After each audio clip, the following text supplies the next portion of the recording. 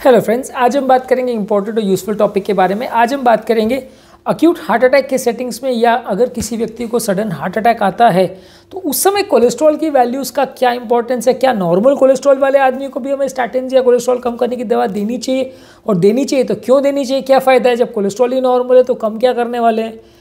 और अगर मान लीजिए पेशेंट का कोलेस्ट्रॉल नॉर्मल भी है तो भी क्या उसको लो डोज स्टैटिन देना चाहिए कि हाई डोज स्टैटिन देना चाहिए। कोलेस्ट्रॉल की वैल्यूज़ क्यों कई बार डॉक्टर्स चेक नहीं करते। जब कोलेस्ट्रॉल की वजह से हार्ट अटैक आया तो क्या कारण है कि आप अक्यूट हार्ट अटैक के सेटिंग्स में कोलेस्ट्रॉल ही नहीं चेक करते। कई बार लोग हमसे पूछते हैं, क्योंकि मैं तो नॉर्मली किसी का भी नहीं कोलेस्ट्रॉल चेक करता, फैक्ट बता रहा हूँ। तो उसका रीज़न क्या है कि हम कोलेस्ट्रॉल वैल्यूज़ को क्यों चेक नहीं करते, क्या फ़ायदा है उसका, और क्या एक्चुअल रियलिटीज़ है जिससे इफेक्ट होती है पेशेंट की कोलेस्ट्रॉल वैल्यूज़ हार्ट अटैक के टाइम्स में। क्यों गलत वैल्यूज़ आएंगी कोलेस्ट्रॉल का अगर हम मेजर करेंगे हार्ट अटैक के टाइम में, इस सारी चीज़ों को बात करेंगे। और अगर कोई पेशेंट स्टैटिन इंटॉलरेंट है तो क्या करना चाहिए, स्टैटिन से क्या साइड इफेक्ट्स होंगे पेशेंट को, इस बारे में बात करेंगे। स्टैटिन कब देना चाहिए और कितने डोज में देना चाहिए, इस बारे में बात करेंगे। हार्ट अटैक से रिलेटेड स्टैटिन पर इश्यूज़ को आज एड्रेस करेंगे।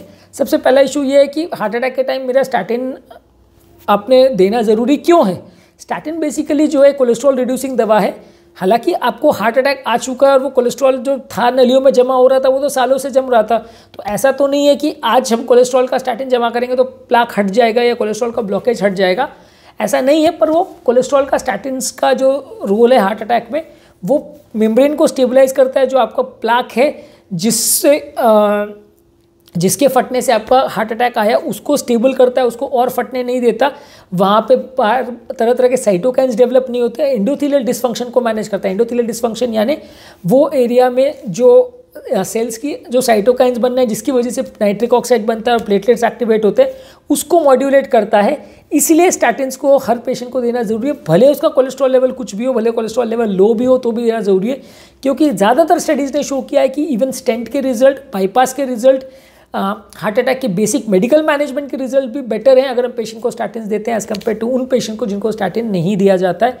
इसीलिए रिकमेंडेड है कि हर पेशेंट जो हार्ट अटैक लेके आता है सबको स्टैटिन देना चाहिए। और कितने डोज देना चाहिए, रोजुवास्टैटिन 40 मिलीग्राम्स या अटोरवास्टैटिन 80 मिलीग्राम जो कि फुल डोज है वो देना चाहिए, और उसी डोज पे कंटिन्यू रखना चाहिए। कब देना चाहिए, जितना जल्दी हो। आइडियली तो पेशेंट जब घर से हॉस्पिटल के लिए निकले अक्यूट हार्ट अटैक में तो इमरजेंसी किट में भी ये मेडिसिन होना चाहिए। 40 mg रोजुवास्टैटिन या 80 mg अटोरवास्टैटिन उनको घर पे ही दे देना चाहिए, क्योंकि इसको असर करने में थोड़ा टाइम लगता है। तो आप जब तक हॉस्पिटल पहुँचोगे तब तक थोड़ा बहुत इसका असर हो जाएगा।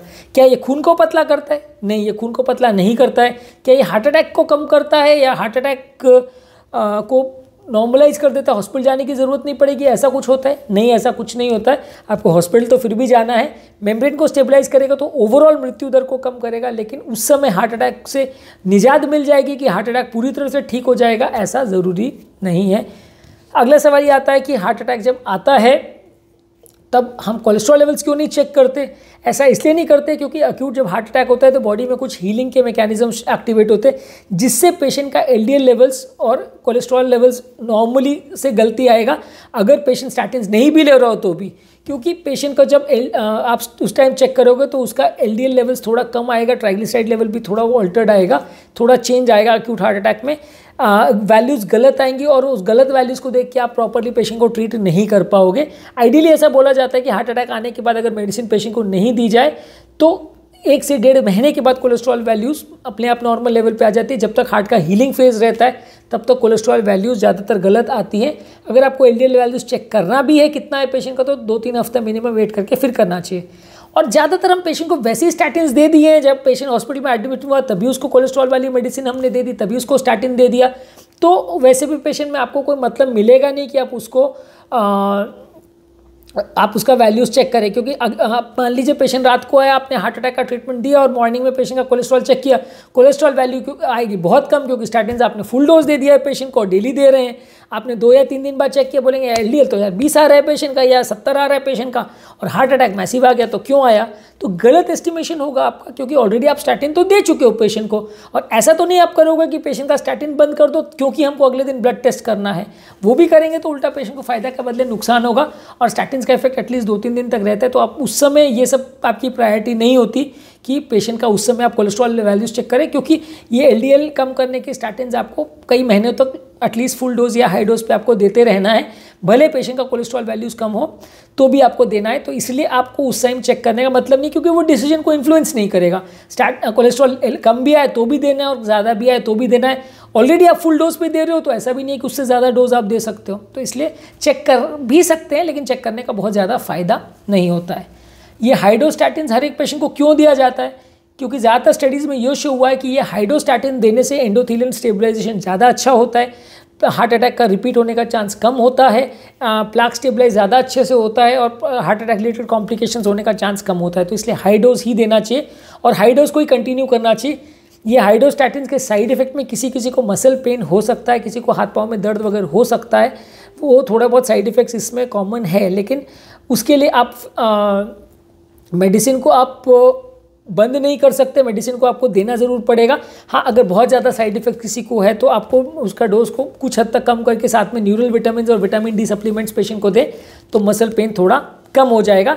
अगर बिल्कुल ही नहीं सूट हो रहा, पेशेंट को बहुत ज़्यादा सीवियर मसल पेन हो रहा है, तो फिर आपको एज़ेटेमिब या बेम्पेडोइक एसिड करके मेडिसिन देना पड़ेगा एलडीएल लेवल्स को कम करने के लिए। पर ये दोनों ही मेडिसिन के साथ कोई बहुत बड़ी स्टडीज़ नहीं है जो शो करती है कि मृत्यु दर को ये कम करती है। At the end of the day हमारा टारगेट एलडीएल लेवल्स को कम करना नहीं है, हमारा टारगेट है मृत्यु दर को कम करना। अगर मृत्यु दर ही कम नहीं हो रहा तो एलडीएल लेवल्स को कम करके कुछ खास फायदा नहीं होने वाला। ज़्यादातर हार्ट अटैक के पेशेंट में अगला सवाल ये आता है कि क्या सबको लाइफ लॉन्ग मेडिसिन देनी पड़ेगी। ज़्यादातर गाइडलाइंस तो यही कहती है कि अनलेस पेशेंट का कोलेस्ट्रॉल लेवल बहुत ज़्यादा लो हो, सबको ही आपको लाइफ टाइम देना चाहिए। और इवन अगर बहुत लो भी हो तो भी ये गाइडलाइंस कहती है कि लो डोज पे फिर भी स्टैटिन देते रहिए।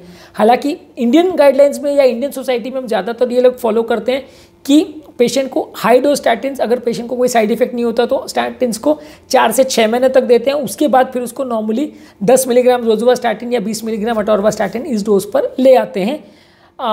उसके बाद फिर एलडीएल लेवल्स को चेक किया जाता है कि कितना आ रहा है, और अगर किसी की रिक्वायरमेंट ज़्यादा है तो बढ़ा देते हैं, किसी की रिक्वायरमेंट नॉर्मल स्टेबलाइज हो गई तो उसी डोज पर मेंटेन करते हैं।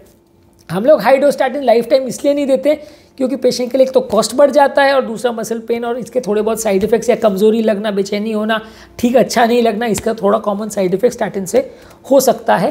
तो इसलिए बहुत हाई डोज हम लोग लंबे समय तक नहीं देते। हालांकि इंटरनेशनल गाइडलाइंस यही कहती हैं कि life time high dose statin देना चाहिए। वेस्टर्न कंट्री में अगर कोई भी पेशेंट ट्रीटमेंट कराएगा तो उसको हाई डोज स्टैटिन ही दिया जाएगा और लंबे समय तक ही दिया जाएगा। कितने परसेंटेज ऑफ पेशेंट हाइड्रोस्टैटिन्स के इंटॉलरेंट होते हैं? मसल पेन जो है एटलीस्ट 5 to 10% केसेस में होता है। बहुत सीवियर मसल पेन हो कि पेशेंट बिल्कुल बर्दाश्त नहीं कर पाए और उसको बंद करना पड़े, ऐसा लेस देन 1 to 2% केसेस में होगा। और मसल डैमेज का आपको क्लिनिकल एविडेंस मिलेगा जहां मसल डैमेज वाले एंजाइम्स एलिवेटेड हो जाएंगे, वो 1% से भी काफ़ी कम है। हालांकि 5 से 10% पेशेंट हमारी प्रैक्टिस में हम ये देखते हैं कि जिनको सीवियर पेन होता है, अगर उनको हाइड्रोस्टैटिन दिया जाए तो इनको मसल डैमेज हो रहा है ऐसा ज़रूरी नहीं है, पेन इनको हो सकता है।